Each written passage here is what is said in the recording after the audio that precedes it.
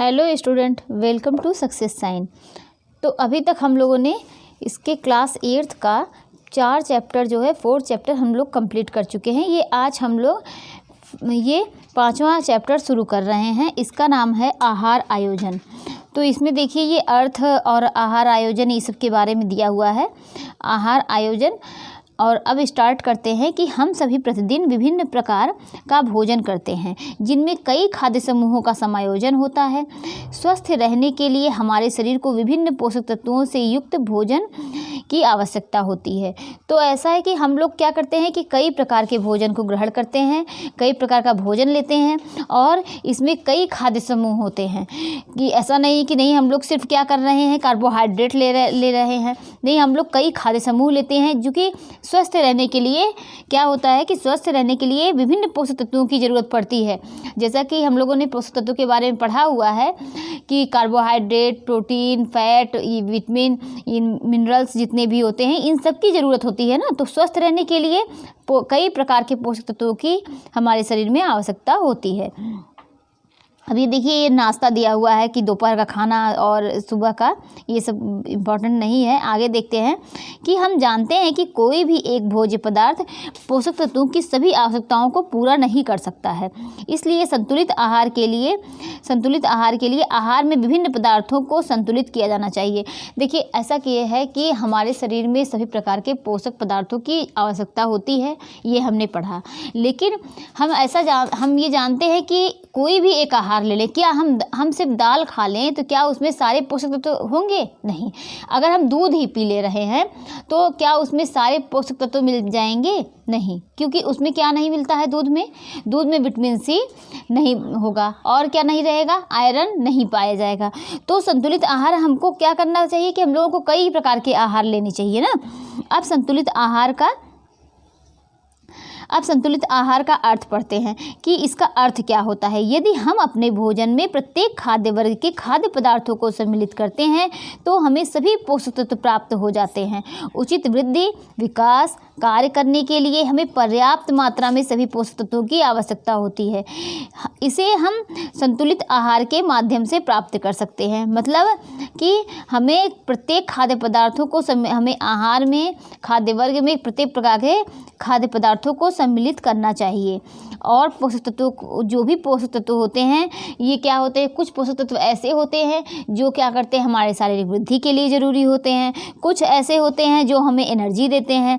तो मतलब सबकी आवश्यकता है कि ऐसा नहीं है कि हम सिर्फ कार्बोहाइड्रेट ले लेंगे तो उसी से काम चल जाएगा। नहीं, प्रोटीन की भी ज़रूरत है, हमारे शरीर में टूट फूट की मरम्मत की ज़रूरत है, उसको करने के लिए पोषक तत्वों की आवश्यकता है।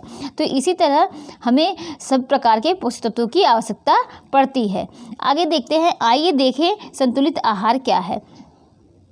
संतुलित आहार वो आहार होता है जो अच्छा स्वास्थ्य बनाए रखने के लिए सभी पोषक तत्व व्यक्ति की आवश्यकता अनुसार प्रदान करता है।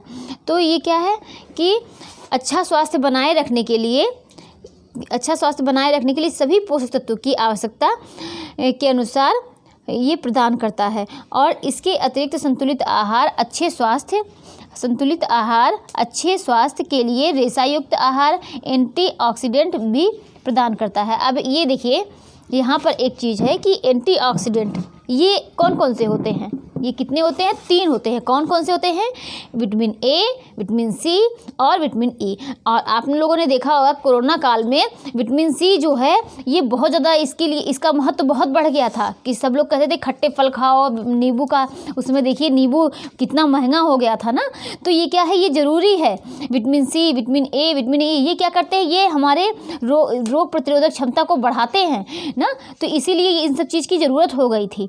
तो ये क्या है कि इसके अतिरिक्त हमारे आहार में इन सब चीज़ों की ज़रूरत पड़ती। क्यों? क्योंकि जिससे वह किसी रोग से लड़ सके, हमारा शरीर किसी रोग से लड़ सके। और रेशायुक्त आहार की आवश्यकता क्यों होती है? ये क्या करता है कि रेशायुक्त आहार लेने से क्या होता है कि कब्ज की दिक्कत नहीं रहती है और ये हमारे पेट में हमारे जो आंतों की क्या करता है, सफाई करता है। एक तरीके से आप इसको बोल सकते हैं कि इससे कोई तत्व नहीं प्राप्त होता, कोई भी इससे हमको पोषक तत्व नहीं प्राप्त होते हैं, कोई भी इसमें कोई कोई एनर्जी नहीं मिलती है किसी प्रकार की, इसमें बिल्कुल भी जीरो कैलोरी हमको प्राप्त होती है। लेकिन ये क्या करते हैं, हमारे आंतों की सफाई करते हैं। तो इसलिए रेशा युक्त आहार और एंटीऑक्सीडेंट विटामिन जो होते हैं इन सब की हमारे शरीर में आवश्यकता होती है।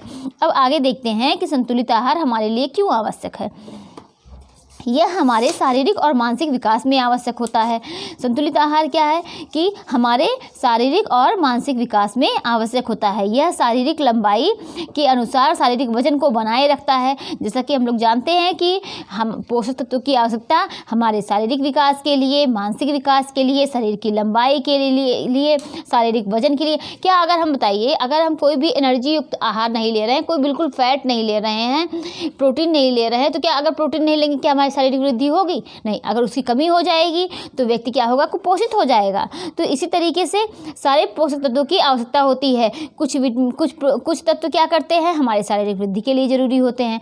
कुछ तत्व क्या करते हैं, हमारे शरीर में हमारे वजन को बढ़ाते हैं, हमारे शरीर के वजन को लिए आवश्यक होते हैं। तो इसी तरीके से इसमें व्यक्ति की आवश्यकता अनुसार सभी पोषक तत्व शामिल होते हैं। किसमें? संतुलित आहार में। दैनिक आहार की योजना बनाते हुए हमें ज्ञात होना चाहिए कि संतुलित आहार में कितनी मात्रा में कौन सा पोषक तत्व सम्मिलित होता है, परंतु भोजन में इसको सुनिश्चित करना कठिन है। इसलिए हम साधारणतः खाद्य समूह की जानकारी का उपयोग कर आहार को संतुलित कर सकते हैं। अब ये क्या है, मूल संदेश में देखिए क्या दिया हुआ है, दूध के बारे में दिया हुआ है। दूध जिसे प्रायः पूर्ण भोजन माना जाता है, उसमें भी देखिए इस स्टार्टिंग में ही हमने बता दिया था कौन कौन से, देखिए लौह तत्व यानी आयरन और विटामिन सी, ये 2 पोषक तत्वों की कमी होती है, इसीलिए इसको संतुलित आहार में भी नहीं रखा गया ना। मतलब ऐसा कहा जाता है कि ये प्रायः इसको बोल दिया जाता है कि पूर्ण आहार है, इसमें सारे पोषक तत्व मिल जाएंगे। लेकिन नहीं, अभी आप किसी बच्चे को, जो बच्चे छोटे होते हैं उनको सिर्फ दूध पे रखिए तो उनके देखिए उनके शरीर में क्या होगा कि क्यों कहा गया है कि 6 मंथ तक रखिए, उसके बाद थोड़ा थोड़ा आहार देना शुरू कर दीजिए। अगर दूध में ही सारे पोषक तत्व मिल जा रहे हैं तो इतनी इम्पॉर्टेंट क्यों दिया गया है कि नहीं, सारी चीज़ें और भी मतलब बाहरी ऊपरी आहार देना चाहिए। क्योंकि दूध में क्या नहीं मिलता है, आयरन, लौह तत्व यानी और क्या, विटामिन सी, ये दोनों नहीं होते हैं। विटामिन सी कहाँ किसमें होते हैं? विटामिन सी जो खट्टे फल होते हैं उसमें पाया जाता है। दैनिक आहार की योजना बनाने हेतु हमें ज्ञात होना चाहिए कि संतुलित आहार में कितनी मात्रा में कौन सा पोषक तत्व सम्मिलित होता है, परंतु भोजन में इसको सुनिश्चित करना कठिन होता है। इसलिए हम साधारणतः खाद्य समूह की जानकारी का उपयोग कर आहार को संतुलित कर सकते हैं। देखिए ये तो हमने पढ़ा था। फिर अब देखते हैं खाद्य पदार्थ समूह। ये खाद्य पदार्थ समूह क्या होता है? भारतीय आयुर्विज्ञान अनुसंधान परिषद यानी ICMR तथा इसका नेशनल इंस्टीट्यूट ऑफ न्यूट्रिशन यानी NIN का फुल फॉर्म है ये, नेशनल इंस्टीट्यूट ऑफ न्यूट्रिशन द्वारा दी गई इस रंग बिरंगी थाली को देखिए। यह एक आदर्श थाली है तथा इसमें विभिन्न खाद्य पदार्थों को अलग अलग समूहों के रूप में दर्शाया गया है। हमारी आदर्श थाली ऐसी होनी चाहिए। देखिए यहाँ से भी क्वेश्चन बनते हैं, तो क्वेश्चन जो है TGT PGT में यहाँ से भी ये बहुत ज़्यादा ज़रूरी है कि हम अगर इन सब किताबों को पढ़ लें तो इसमें से क्वेश्चन देखिए मान्य तो यहीं से होता है, इसीलिए ये सब भी कुछ भी इसमें छोड़ना नहीं है। अब ये देखिए फल हैं कितने, 150 ग्राम दाल, अंडे, मांस, 90 ग्राम दूध, दही, 300 ग्राम सूखे मेवे। मतलब हमारी आदर्श थाली में ऐसी ये इस तरीके से होनी चाहिए। सब्जियां 350 ग्राम, अनाज 270 ग्राम। अब ये देखिए आगे देखते हैं, ICMR के अनुसार खाद्य पदार्थों को निम्न खाद्य वर्गों में बांटा गया है। अनाज और उसके उत्पाद, दालें और फलियां, दूध और दूध के उत्पाद, और क्या है, दूध और पशु उत्पाद, फल और सब्जियां, वसा, शर्करा, सूखे मेवे। आगे बढ़ते हैं। ये इन समूहों से हमें ज्ञात होता है कि विभिन्न पदार्थों में पोषण के विभिन्न अवयव व घटक क्या हैं तथा संतुलित आहार में क्या क्या सम्मिलित होना चाहिए। अब ये देखते हैं कि इसमें कि संतुलित आहार में क्या क्या सम्मिलित होना चाहिए। ICMR द्वारा प्रस्तावित खाद्य वर्गों में पोषक तत्व। अब ये पोषक तत्व के बारे में दिया है। खाद्य वर्ग, अनाज और उसके उत्पाद, और इसमें क्या है, अनाज और उसके मुख्य पोषक तत्व कौन कौन से हैं? कार्बोहाइड्रेट, प्रोटीन है, और दालें और फलियां, प्रोटीन, कार्बोहाइड्रेट, दूध और पशु उत्पाद, प्रोटीन, कैल्शियम। फल और सब्जियां, इसमें क्या होते हैं कि खनिज लवण, विटामिन और रेशे, और वसा, शर्करा, और सूखे मेवे में वसा, कार्बोहाइड्रेट, ये सब चीज़ें दी हुई हैं। अब आगे देखते हैं। भारत सरकार ने ज्वार, बाजरा, रागी, कौन कौन से, ज्वार, बाजरा, रागी आदि साबुत अनाजों को पोषक अनाज, न्यूट्री सीरियल्स की श्रेणी में रखा है। कौन कौन से, ज्वार, बाजरा, रागी को रखा है, और इसे श्री अन्न नाम दिया है। कौन, ये बाजरा, ज्वार, रागी और क्या है, सांवा, ये 4 चीज़ें हैं, ठीक है। और क्या इसे अब ये श्री अन्न देखते हैं, ये पूरा ये अन्न नाम दिया हुआ है। कंगनी, कोदो, कुटकी, और क्या है कि ये कुटकी, और क्या कि घीना, ये 4 चीज़ें हैं। आगे देखते हैं कि आहार आयोजन का अर्थ एवं महत्व। अब आहार आयोजन का अर्थ क्या है और इसका महत्व क्या है। स्वस्थ और निरोगी रहने के लिए संतुलित आहार अति आवश्यक है। मतलब व्यक्ति को स्वस्थ रहने के लिए किसकी आवश्यकता होती है, संतुलित आहार की। संतुलित आहार की मात्रा निश्चित करने के में आहार की अहम भूमिका होती है। मतलब इसकी कितनी मात्रा में कौन सा पोषक तत्व लेना चाहिए, इसमें क्या है कि आयोजन की बहुत ही मतलब महत्वपूर्ण भूमिका होती है, क्योंकि आयोजन के द्वारा हम निर्धारित करते हैं कि इस चीज़ को इतना, इस पोषक तत्व को इतनी मात्रा में लेनी चाहिए। परिवार में सभी सदस्यों को पौष्टिक आवश्यकताएं भिन्न भिन्न हैं। परिवार में सभी सदस्यों की पौष्टिक आवश्यकताएं भिन्न भिन्न हैं। ऐसे ही सभी सदस्यों की पौष्टिक आवश्यकता अनुसार तथा रुचिकर भोजन को आयोजन करने की प्रक्रिया को आहार आयोजन कहते हैं। मतलब कि परिवार में जितने भी सदस्य हैं उनकी आवश्यकताएं, पौष्टिक आवश्यकताएं भिन्न भिन्न हैं। इसका मतलब ये है कि जैसे वृद्धों को, जो बच्चे हैं, जो वयस्क हैं, जो मतलब जो एडल्ट हैं, उनकी आवश्यकताएं, जो पौष्टिक आवश्यकताएं होती हैं और वो क्या होती हैं, वह भिन्न भिन्न अलग अलग होती हैं।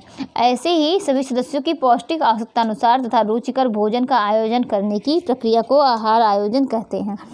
आखिर हम क्यों नहीं खाते एक जैसा भोजन। अब इसके बारे में देखते हैं। क्योंकि अनाज से हमें मिलता है, क्या मिलता है अनाज में कार्बोहाइड्रेट मिलता है। दालें, फलियां और सूखे मेवे में क्या मिलता है, प्रोटीन मिलता है। और पीली नारंगी सब्जियां एवं फल में क्या मिलता है, विटामिन ए मिलता है। हरी पत्तेदार सब्जियों से हमें क्या मिलता है, आयरन, कई तरह के विटामिन मिलते हैं। और क्या है कि खाने वाले तेल से हमें क्या मिलता है, ऊर्जा। डेयरी उत्पाद से हमें कैल्शियम मिलता है। तो ये डेयरी उत्पाद से क्या मिलता है, कैल्शियम मिलता है। तो संपूर्ण पोषक के लिए जरूरी है विविध भोजन। कई प्रकार के भोजन संपूर्ण पोषक के लिए जरूरी होता है। आगे देखते हैं, क्या हम सब को एक जैसे आहार की आवश्यकता होती है, यदि नहीं तो कौन से ऐसे कारक हैं। ये सब देखिए, कारक के आहार आयोजन को प्रभावित करने वाले कारक के बारे में है, ये देखते हैं। आहार आयोजन का महत्व। परिवार के सभी सदस्यों को आयु एवं आवश्यकता अनुसार संतुलित भोजन प्राप्त होता है। समय, धन, शक्ति व श्रम की बचत होती है।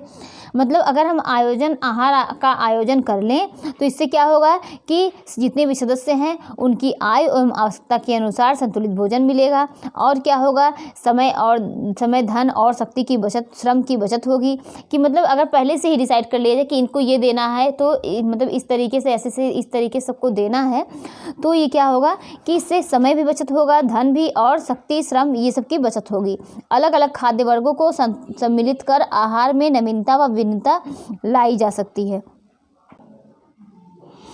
तो ये देखते हैं कि उपचारात्मक आहार वह आहार है जो रोग की अवस्था में किसको दिया जाता है, रोगी को दिया जाता है। यह आहार सामान्य आहार का परिवर्तित रूप होती है। आहारीय चिकित्सा के उद्देश्य। अब आहारीय चिकित्सा का उद्देश्य क्या होता है, शारीरिक आवश्यकता अनुसार रोगी को पोषक तत्व प्रदान करना।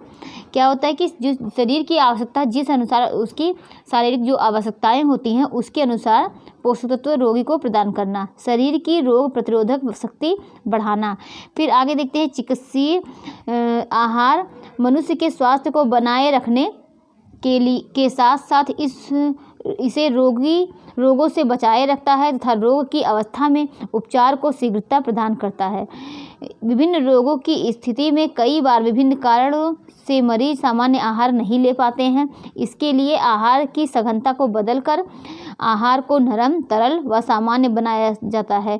आइए समझते हैं कि भोजन की सघनता में परिवर्तन कब करते हैं, मतलब किस तरीके से हम आहार लेते हैं। कई प्रकार की बीमारियां होती हैं जिसमें ये नहीं होता कि जैसे कोई बीमारी है कि मतलब अगर किसी को क्या दस्त हो रहा है तो उसमें क्या है कि अगर आप रोटी इस तरीके से खाएंगे तो उसमें क्या खिचड़ी वगैरह, पतली खिचड़ी, मूंग की खिचड़ी, इस तरीके से बताया जाता है।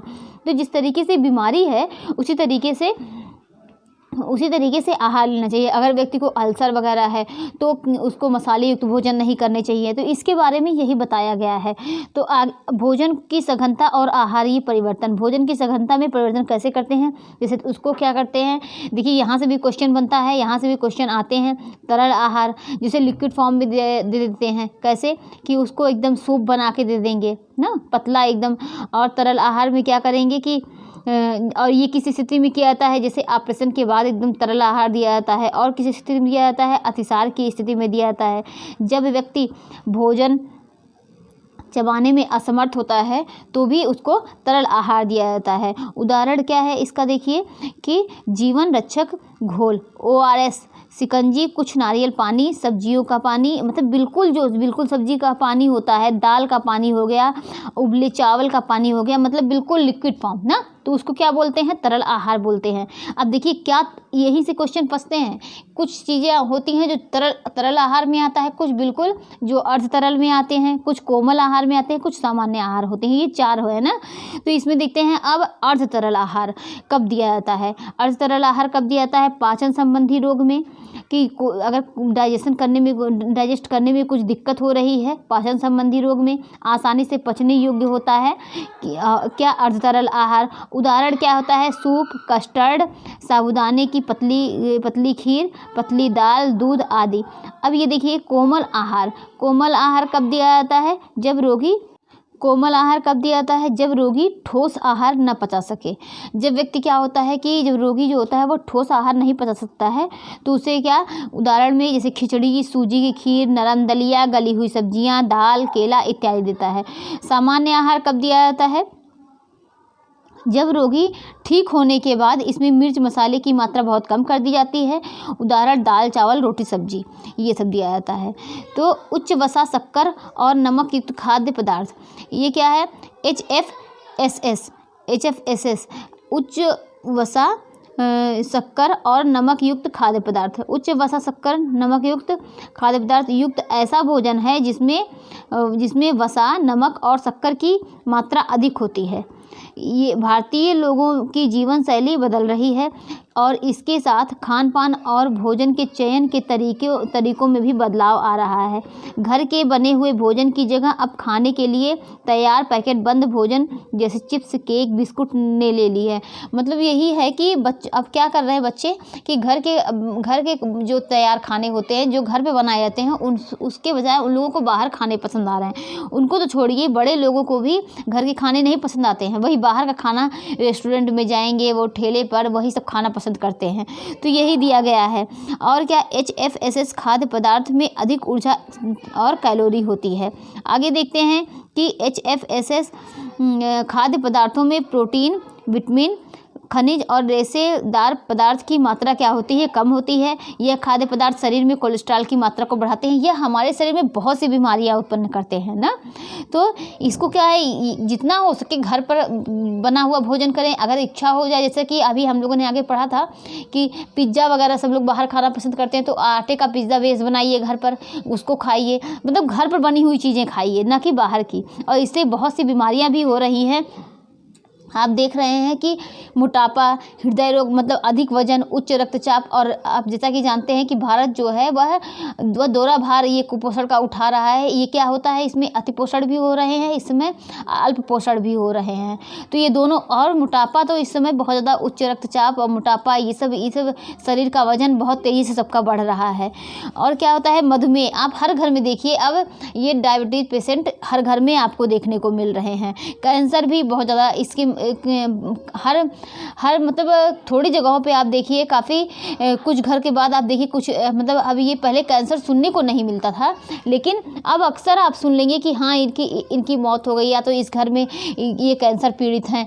तो ये सब क्या है, ये सब अब आम बीमारियां हो गई। ऐसा क्यों है? क्योंकि सबका हमारा रहन सहन इतना बुरा हो गया है, हमारे खाने पीने का तरीका इतना बुरा हो गया है कि बच्चे जो है वह घर के खाने को नहीं पसंद कर रहे हैं, वह बाहर के खाने को पसंद कर रहे हैं। वह बाहर की, अब बच्चे को छोड़िए, अब देखिए शादी पार्टी में सब लोग जाते हैं, वही सब चीज़ें वो लोग खा रहे हैं। इतना पहले क्या था, पहले इतना मसाले युक्त और ये सब चीज़ें, मैदा वगैरह ये सब चीज़ें बच्चे नहीं खाते थे।